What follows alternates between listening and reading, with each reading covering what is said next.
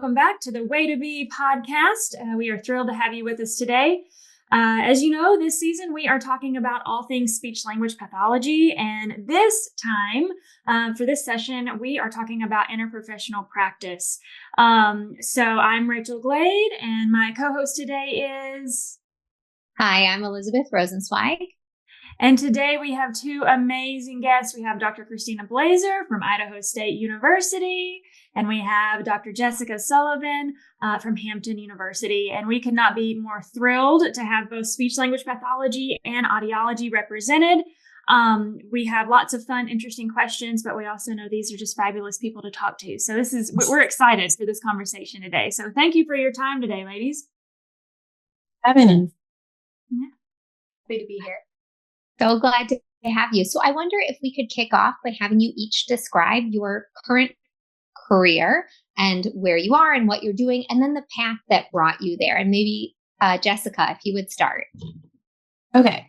So it's a very linear path, I think. I was like CSD undergrad, but I was the kid that could not decide between speech and audiology. And this was like way back in the day when we got a one line about cochlear implants, like, oh, there's this new thing that's coming about that will allow deaf children to hear. And I was like, oh, wow, that sounds cool.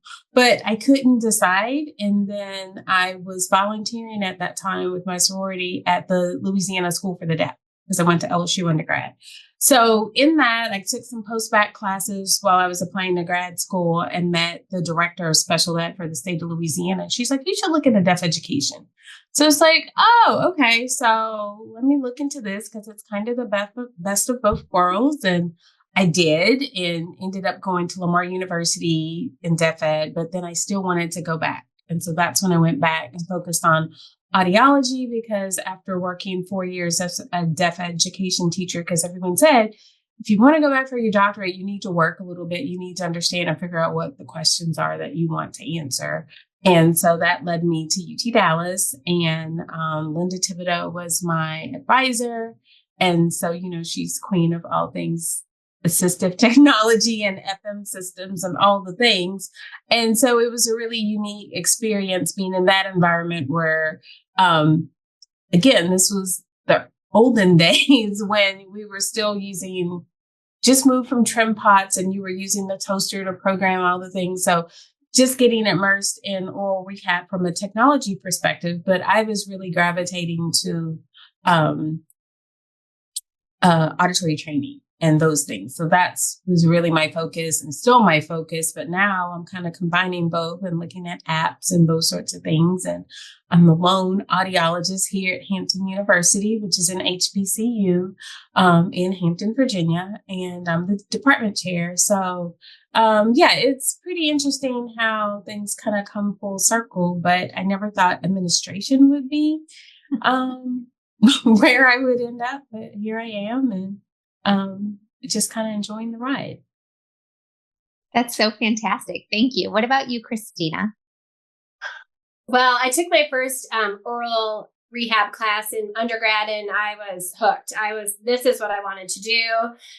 So when I did that at Madison, and then when I went to University of Minnesota, I started taking speech language pathology classes, and then was like, I'm still missing something. Like it's not about kids with hearing loss. So I started taking audiology classes, and I'd be like the one SLP, like trying to stumble through like cochlear implants and taking those classes. And then I was still feeling like something is missing, that I'm still not really feeling like all of the boxes are being checked. So I started taking deaf education classes too. So I think I have almost a minor in deaf education, except for the teaching math to children who are deaf or hard of hearing. But I was so excited to take all these classes about hearing loss and be so inundated with just thinking about this all day, every day. And everyone said I was going to pigeonhole myself and never get a job. So I'm glad that didn't happen. But it was interesting that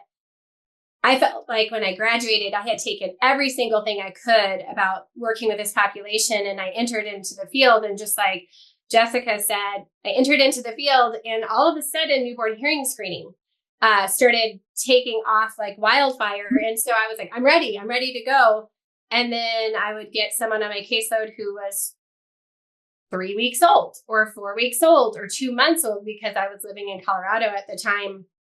And so started really thinking about, well, here I took every single class on earth that I could to be prepared to do this. And I still don't know exactly what I'm doing. So that's where I started talking to people like, well, how do you do this? What do you do to apply this? And they said, well, some people who have these questions go back and get their PhD. And so there I went back to school. But yeah, that's what kind of brought me here. And I still think all of those pieces really helped me. I still don't know how I would have done it without taking one of those other classes or other professions to kind of think about things from a different perspective. Yeah, I think it's interesting how we're all those similar, like those that are interested, like we all have the same pieces, maybe not in the same order, but yeah. Yes, what I'm hearing from you both is like the triple Venn diagram of deaf education, speech language pathology, and audiology. And the work that we do sits so nicely in the center. And I think just about everyone who ends up here has excursions and forays and even maybe a few years of a career in one of the other circles before they get here. So I'm wondering then, can you talk about where your stories intersect? Like how we met? And the work you're doing together. Did we meet? It's like I've always known you though. Was it through Aaron Schaefer? Maybe it seems like Beth Walker. Maybe all roads lead back to Beth Walker somehow. I'm not sure. Beth. Exactly. Yeah. Beth? Because I put you guys together. This is my first recollection. I put them together when I was convention co-chair for ASHA in 2019. And her and Beth, because did you know Beth before that? Yeah, actually, Beth and I both went to University of Minnesota. Okay. So, but I didn't realize that they knew each other. And I put them together to be topic chairs over hearing and deafness in children and speech and language. It was this really long title that we had, and I think we had to shorten it, but they were the topic chairs and they worked together. And then we were just in this group, we call it the PEDS posse, like Beth and Anita, and it's a bunch of us that even kind of supported each other through COVID, where we would get together on these Zooms with Donna Smiley and talk about issues about PEDS and, of course, see each other at ASHAs and those sorts of things. Yeah, I love that you guys have mentioned, you've already mentioned having great mentors and then the importance of having a good community around you. And I think it's really, I hope it's not unique, but I think it's good for people to hear that your support community is not just in your sole profession. Like you're talking to people that are in a variety of professions too.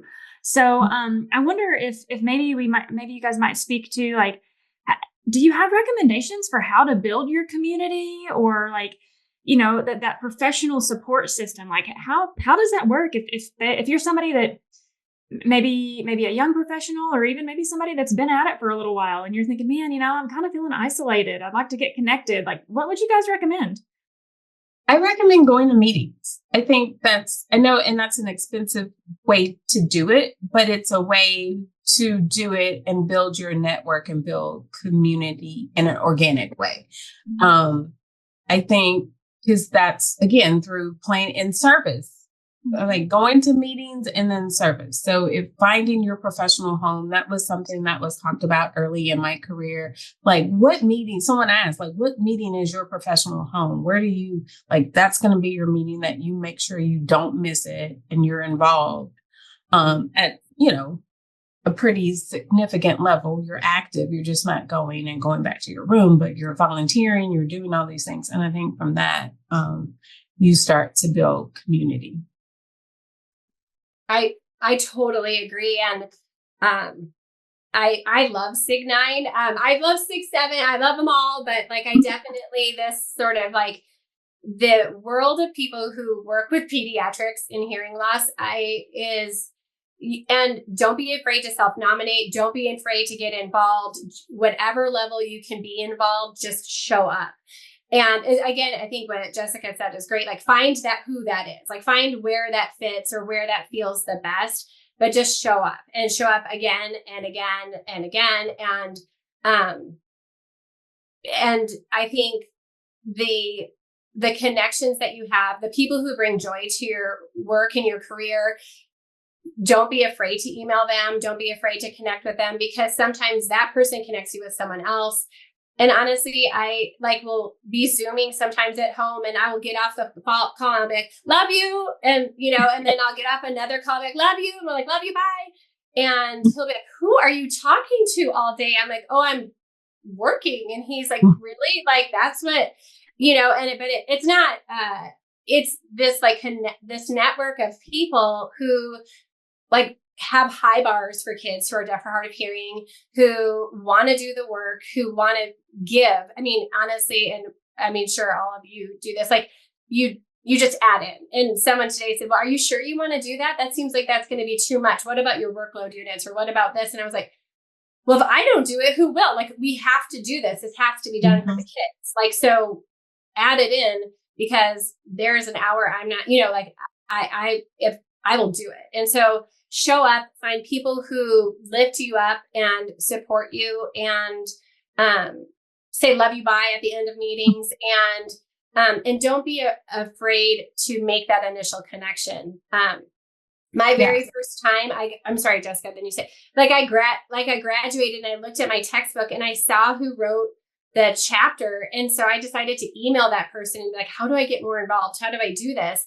And all of us are people who love what we do. So just make that initial connection.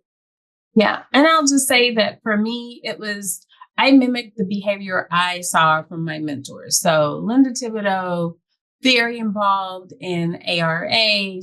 She's dual certified. So she was also very involved with AAA and ASHA. So there was no picking a side, because sometimes people pick sides, and I don't think you have to pick side, but you go to the meetings that support where you feel comfortable. So for me, one of those meetings is ASHA, of course, and then American Auditory Society. So that was, again, one of those meetings that kind of welcomed me as a student. And so I've just kind of stuck with them. And again, Beth Walker, I get to see her and Britton Barker and all, the whole Peds Posse. So that's one place, we can meet up. So you have that to look forward to every year.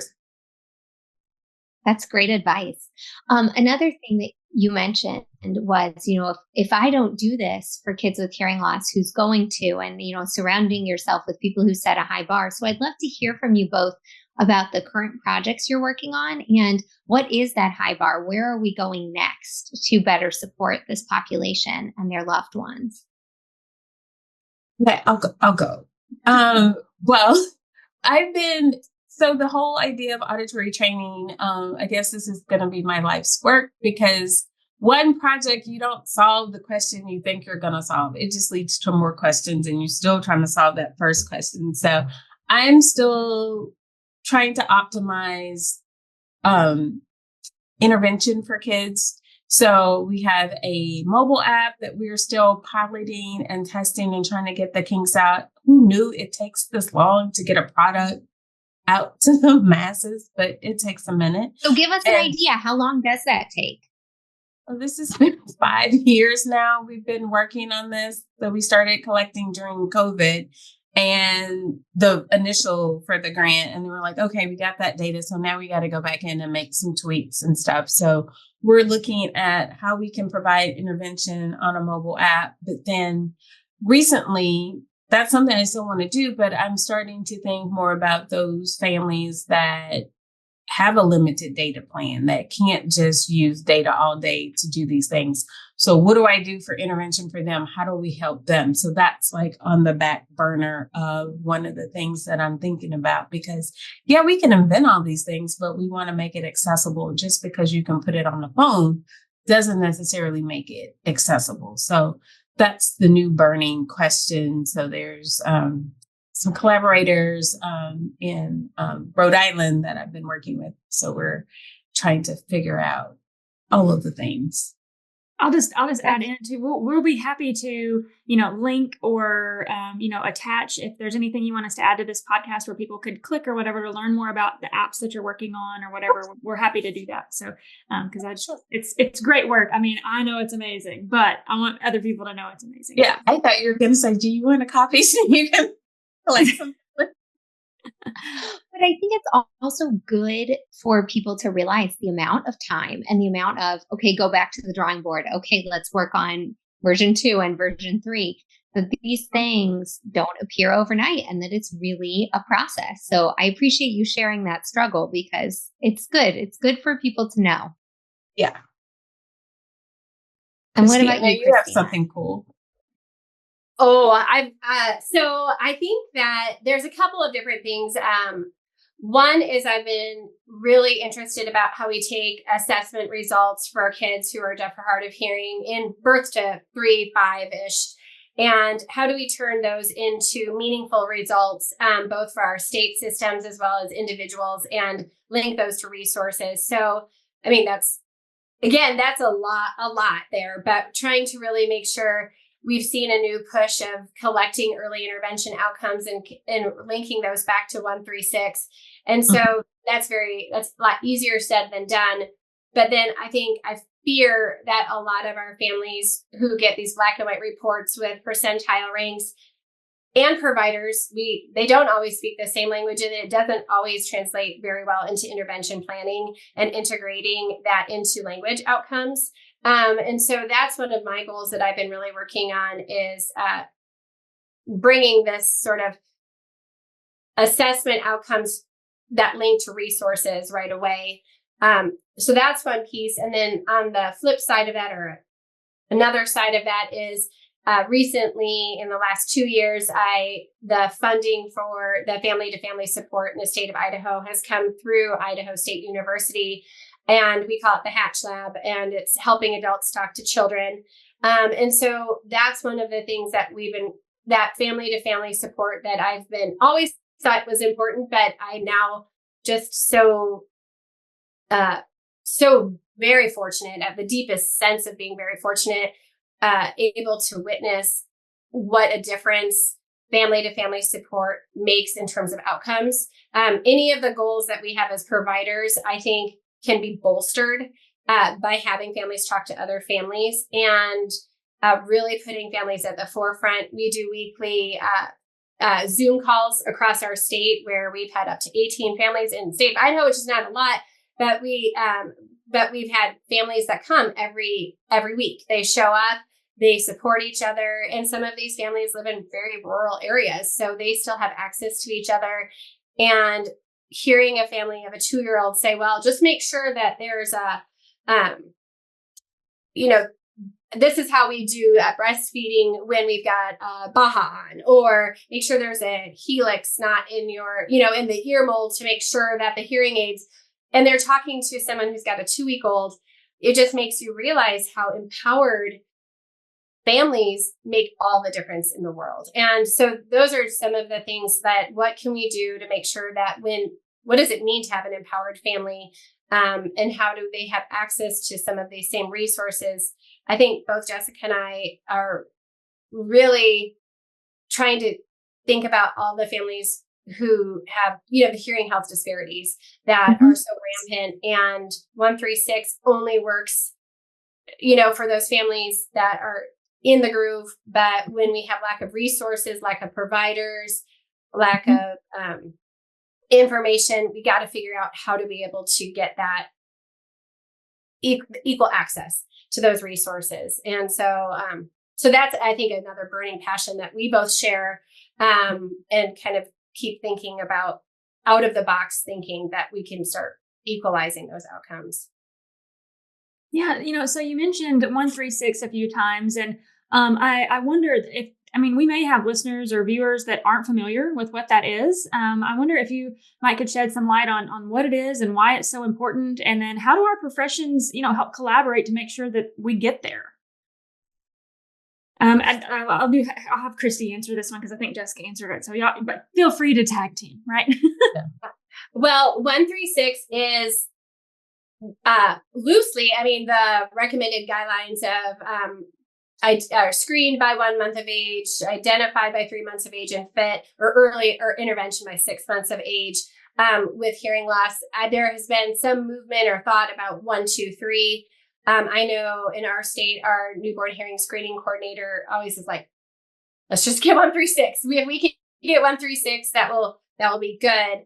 I think there's some, I mean, it's definitely good to have goals and to have, try to get this in as soon as possible. I do think as our systems, we haven't done a ton of like what happens after 6 months, like, okay, they're in, but we still need a lot of work in terms of training providers, as we've all kind of talked about all the boxes that we had to check outside of our profession to be able to feel prepared. And we still don't see a lot of that interprofessionally in graduate school curriculum. And so I think that's still a lot of opportunity that we have. I think the interprofessional collaboration is so important just because even in the last few years, we've had less babies going in to do that follow-up. Families have been more hesitant to go into systems.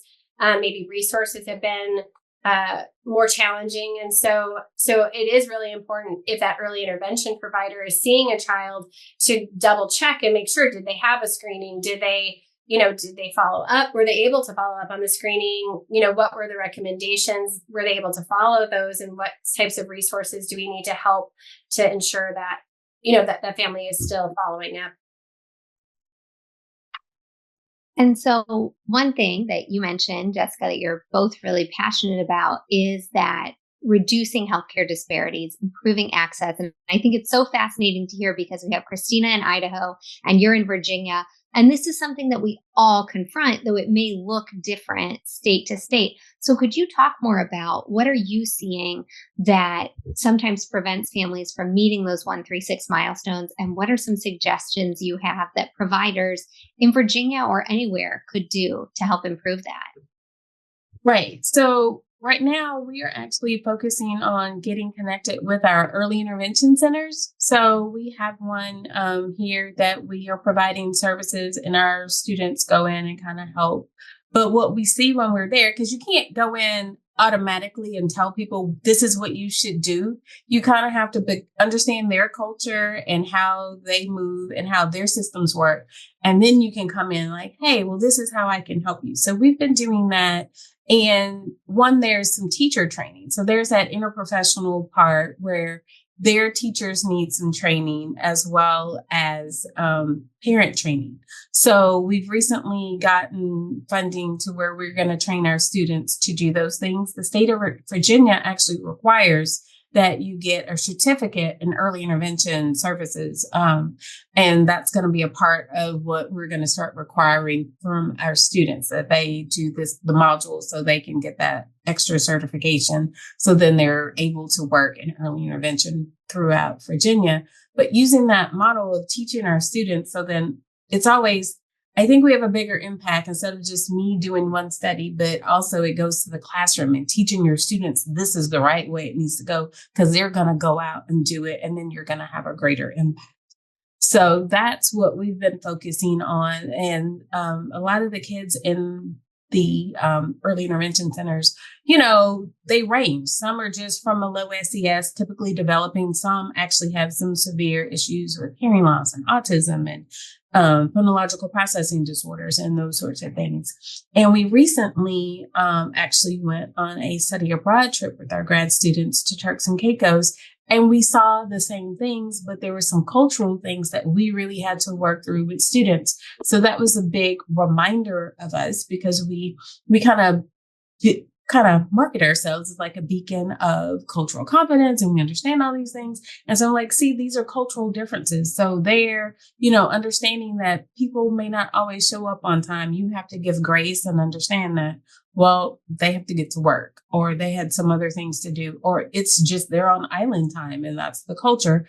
So you're just receiving the kids and serving the kids and providing the best service as possible. So getting that mindset shift for students, because students sometimes or just people in general, like, well, this is how the textbook said it's supposed to be, and everything is supposed to follow this. And that's not what happens. That's why we lose kids to follow up with 1 through 6 and those sorts of things. So when you do catch them, you don't want to shame the parent. You want to meet them where they are and kind of work with them from that standpoint. Oh my gosh, your students are having so many amazing experiences. That's so terrific. And I think it's so exciting to hear that they will enter the field with this EI knowledge, with this knowledge of collaboration, with this knowledge of culture, so many things that many people years and years and years into the profession are still scrambling to try to learn. That's great. But what about you, Kristina, Kristina? What do you think? I think the same. It is really interesting because I think over the last, however many years, we've been kind of talking about urgency, like, okay, 1 through 6, or like, get them on, get the full time. And then we've sometimes sidestepped family centeredness, which includes diversity and like different perspectives and cultural differences. And so we have 2 training grants right now too. So we're really excited to start 14 students in next week. And really try to think about perspective taking and how do we balance, sort of what we've been taught professionally, or when we think about being really present with the family and understanding their points of view. And so, I think what Jessica just mentioned is such an important thing. And meeting one person is really meeting one person. And the only thing you can do is sort of have your idea of how you do meaningful listening and try to and do perspective taking. And hopefully we can do better than what we've, that's all of our goal, is just to continue to try again and do better. I love that. A thread that I've heard throughout some of your conversation is like humility, right? Like, okay, like we tried this didn't work out. We're just going to keep trying. I mean, because I think sometimes it's scary to say, hey, I'm going to try something and I don't know if this is going to work, and I think I love that you guys are speaking to, like, there's some things we've tried that haven't worked well, but we know we're still fighting the good fight. We know that our overarching goal of better serving these families and communities is there. Okay, we didn't get there this time. Let's make a turn and try again. Because I just think that's incredibly important for everybody to hear. It's important for me to hear, right? Because sometimes I can, it's like, oh man, what am I doing? So to hear that is really, really helpful. I think that the thread from both professionally, you as a professional, and how you work with families that we're talking about is the relationship. Mm-hmm. You have to establish relationships. So on both ends, if you have relationships, then that's the foundation you want to start from. And I wanted to add on to that, what would you recommend on working like on interprofessional teams, right? Because there has to be some level of relationships built there as well. So I wonder, are there, things you would recommend, maybe certain conversations to have, or like, how would you go? Because right now I was thinking as you guys were talking, well, what about maybe an early intervention provider or a school-based SLP who has a child with hearing loss on their caseload for the first time and, is looking at this audiogram in this child's file and is like, what in the world? Like, what are recommendations for kind of getting that started? I'll go with Jessica since that was more of an audiology leaning question. Okay. So, there should be an audiologist somewhere, maybe not in the building, but there's someone that you can consult with, that they should have come in, that should be on the case. I mean, even if I go back in the day, the audiologist, the deaf ed teacher, you should all work as a team. You should all consult. So when you're setting up your goals and things, you should consult with each other. Like, hey, this is what I see. Do you see the same thing? Or what context are you asking these things in? But then if you want to take even a step back further, if you're a speech pathologist, you should know how to read an audiogram. So I really focus on that when I teach the pediatric oral habilitation class. And let's review it, because everybody comes in from different programs. But that's just a basic you should be able to understand and know, like, oh, this is conductive. You should know how to do listening checks. Like, these are things you shouldn't be afraid to touch a hearing aid or an implant. So getting used that if I touch it, it won't disappear. Like, I won't break it. And getting familiar with the equipment, knowing how to troubleshoot the equipment. These are just basic things if you're going to work in a school, because I guarantee every school-based SLP will have a hearing impaired kid on their caseload at some point. Mm-hmm. Yeah. And so for the SLP that maybe wasn't lucky enough to be in your oral rehabilitation course or oral habilitation course, I mean, do you think it's as easy as a phone call? Or, I mean, what are your thoughts on trying to get some of that training? Yeah, I think it's as easy as a phone call, because most times the audiologists will be assigned certain schools. So you'll know who's assigned your school. You should know when they're coming, but email them or just say, like, hey, when you stop by and check equipment, can you come by and have a couple of questions? This is what I'm working on. And they'll be happy to collaborate. Now, some school districts are set up differently. I've seen models where there's some districts where one person only does equipment and someone else will deal with goals and that sort of thing. So then there could be, so put them both on, see, because they both should know and someone should be able to help you. But again, making sure you're establishing that network because you're part of the same team. How does that work in Idaho? Well, I think that's a really interesting question. And I've been really curious about how little hearing related school or courses are offered to speech language pathologists at the graduate level. I think, Rachel, you and I have talked about this a few times, that it's really hard. And so even though everyone, I agree, Jessica, like, should know about those pieces. Like, sometimes SLPs have had 4 years, since they've had their last class on hearing technology. And so there are a ton of resources out there that are online. So if you Google how to read an audiogram, that might help you feel more confident to start that conversation with your audiologist or your teacher for the deaf and hard of hearing.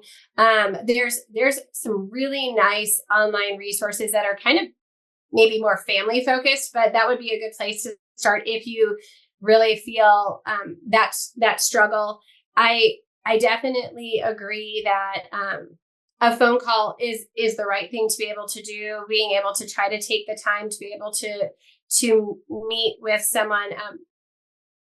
And Mary Ellen Nevins, does this great interprofessional piece about like time, turf, and trust. And it does take time. It does it takes time on both professions, to be able to like make the call, to do the email. But when we're working with kids, I think the most important thing to like kind of recognize is that when you're working with a kid who has hearing technology, you as a speech language pathologist can't really accomplish your goals if that hearing technology is not working. And I think it used to be sort of in the past, that should be always true, but that there was usually there could have been a topping out of what the technology was able to do. And now it's like, don't try to be working on plurals or possessive S or S's if you haven't talked to that audiologist, because you need to make sure that hearing technology is optimized. So the other thing that I always recommend SLPs do, and I think it should be on everyone's like clinic intake form, is like, if you have a question that says, does the person wear hearing technology, have the next question be, what is the hearing technology? And because I have seen so many reports where it's like their child has bilateral hearing aids.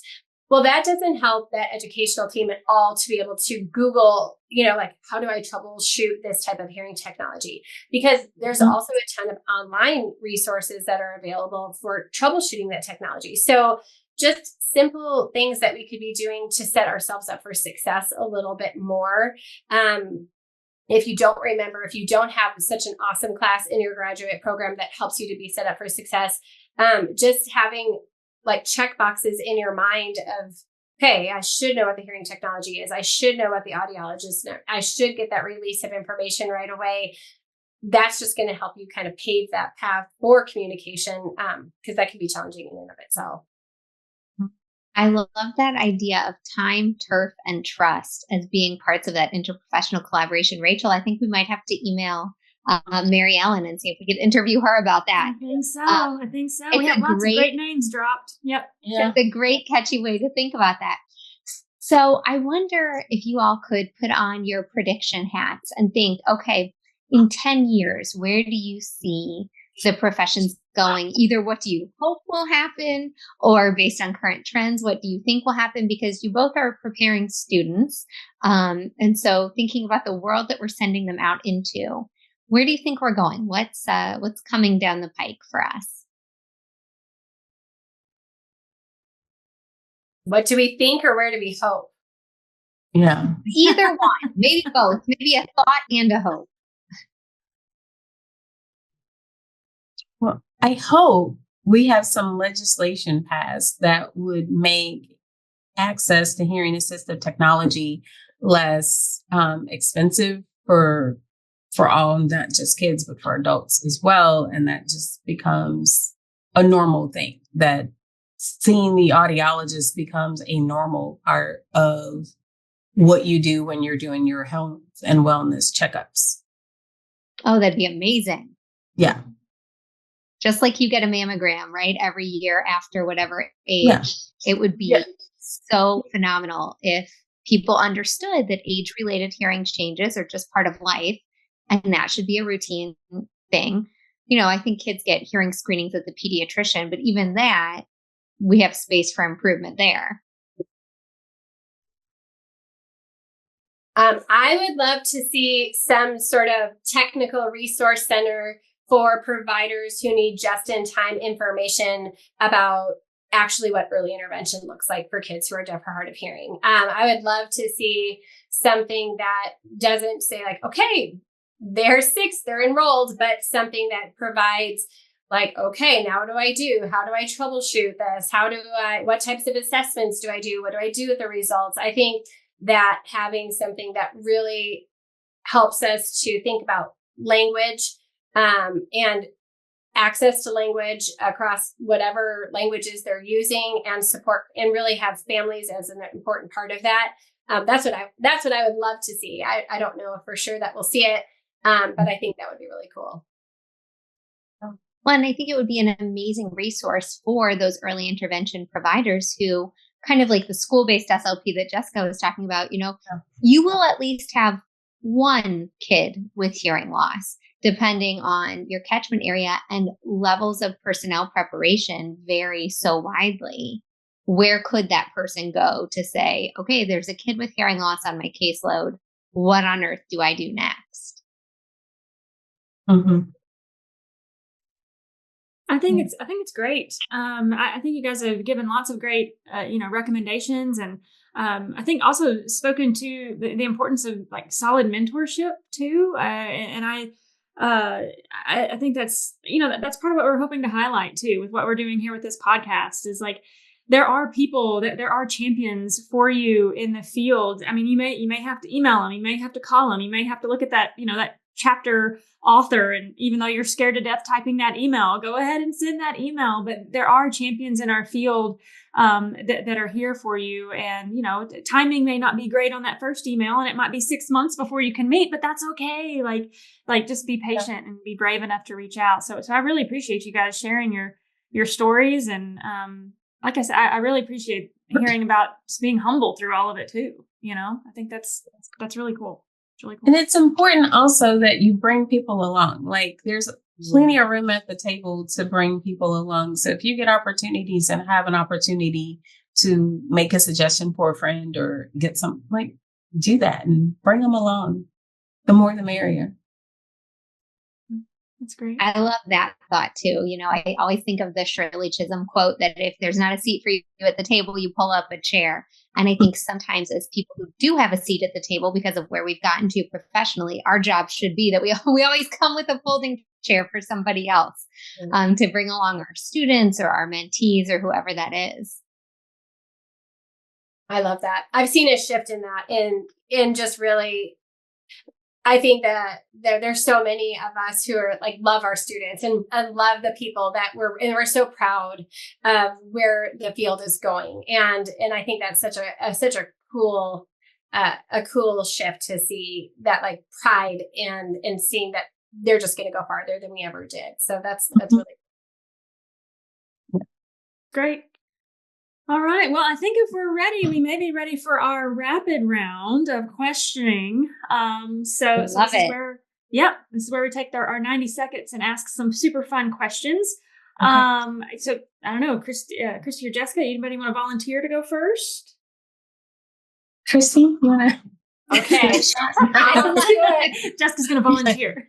Jessica thinks Kristina looks ready to go. All right. So I'm going to put 90 seconds on the timer. If we get to a question that you don't know the answer to or don't want to answer, feel free to say pass. All right, here we go. First question, cats or dogs? Dogs. Coffee. Do I have to take 90 seconds or can I just go fast? Oh, you can go fast. Oh, no, we're going through them. Yeah. Oh, okay, good. All right, okay. Coffee, tea, or soda? Uh-oh, did she hear me? Kristina, coffee, tea, or soda? Oh, is that me? Oh, yes. Yes. All you for the next 1 minute and 3 seconds. Oh, got it. Okay, got it. Okay. All right. So coffee, tea, or soda? Tea. Green. City life or country life? Mountain. Mm-hmm. Mountain. Okay. Good for Idaho. Morning person or night owl? Morning. What is your secret weapon for surviving long meetings? Multitasking.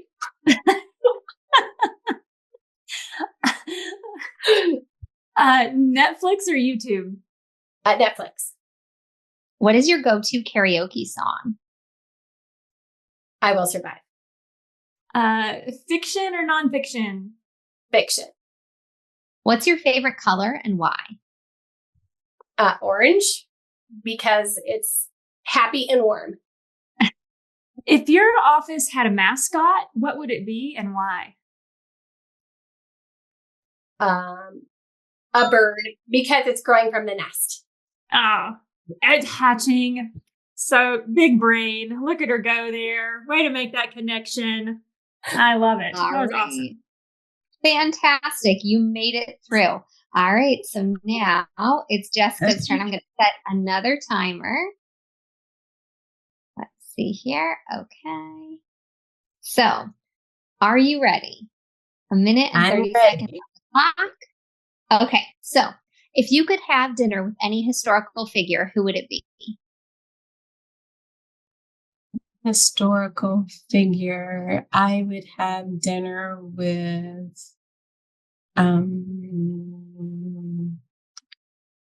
Julia Childs because she's a great cook. It would be a good dinner.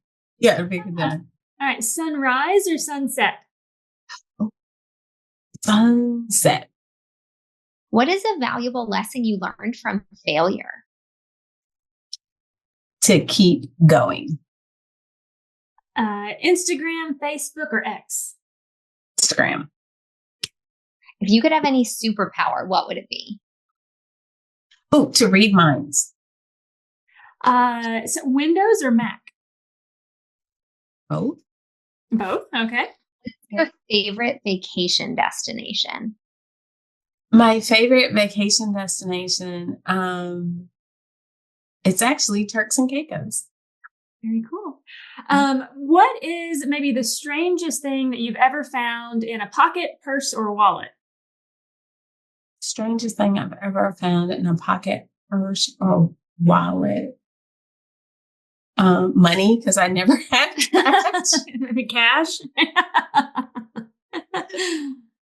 What is a hidden talent that you have? I'm a good cook. I don't know if it's. I don't cook for people often, but I'm a good cook. Yeah. So, if you could rename your office or home coffee machine, what might you rename it? Life support. Life support.